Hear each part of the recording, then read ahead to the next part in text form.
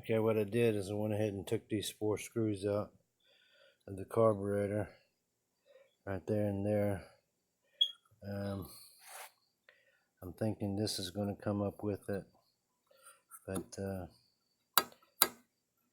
this stops it right there.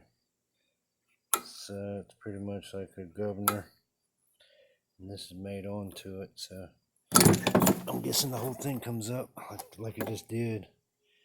It's under pressure, so I don't guess nothing fell out. I don't guess nothing fell out. Let me check the floor real quick.